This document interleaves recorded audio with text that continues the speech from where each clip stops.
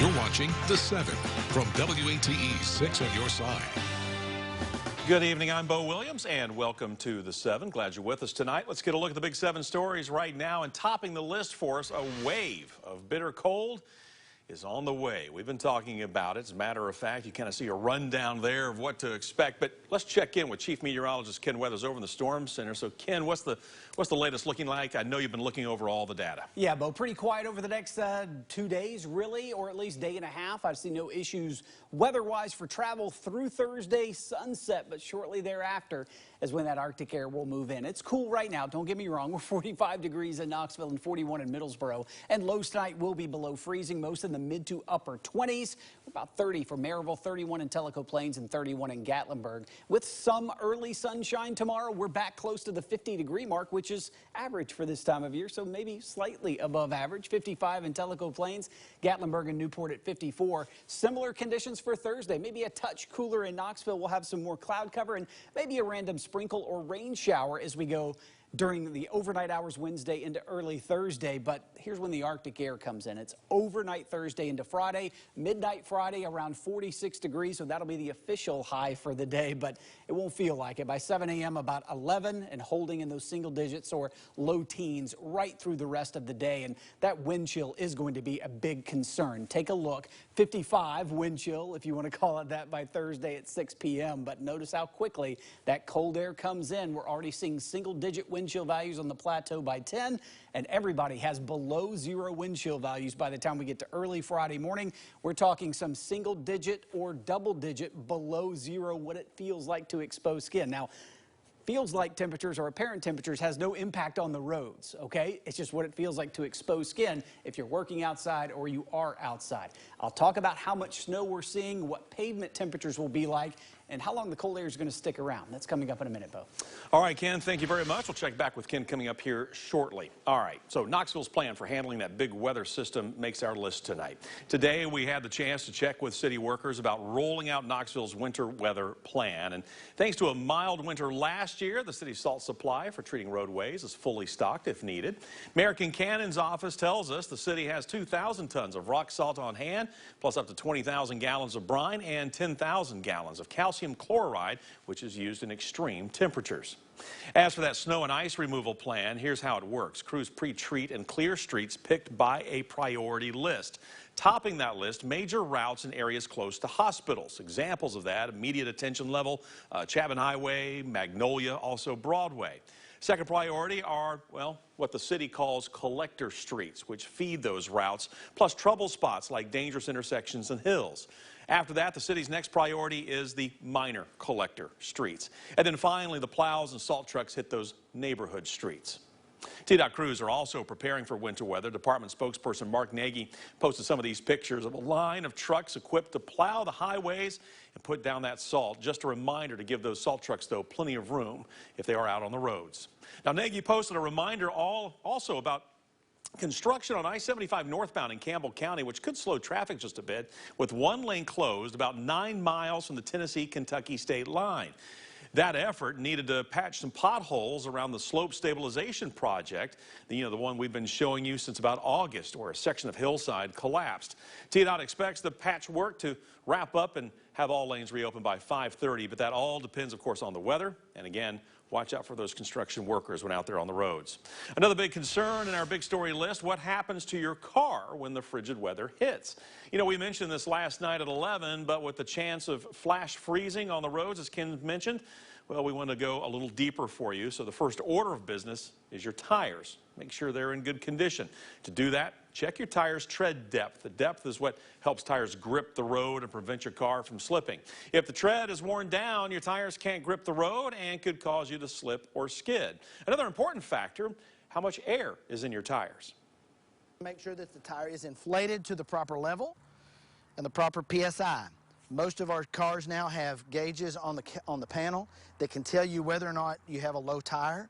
You need to pay attention to that and make sure that you have the proper air in each tire. An easy way to check your tire's tread is to use a penny. Turn the penny so Lincoln's head points down into the tread. If his head disappears, you're in pretty good shape. If it doesn't, maybe time to look at replacing those tires. And don't forget, you can track winter weather from the palm of your hand, even when you're away from your TV or if the power goes out with your 6 on your side weather app. It's also great if you're just in town visiting. To download it, scan the QR code. You see it right there in the middle of your screen, or you can search Knoxville Weather in the App Store or Google Play. Next big story brings an update just into the WAT 6 on your side newsroom. We're now getting word of a deal in place regarding a planned drag queen Christmas show at the Tennessee Theater. State Representative Jason Zachary is one of the people expressing concern over the chance that children might encounter with the show, with themes and performances considered to be inappropriate. Zachary, a Knoxville Republican, says after a conversation between TBI Director David Roush, Attorney General Jonathan Scrimetti, the theater director, and the show's promoter, changes will be made to the show. Zachary says the promoter agreed to those changes and to not engage any children who may be in the audience.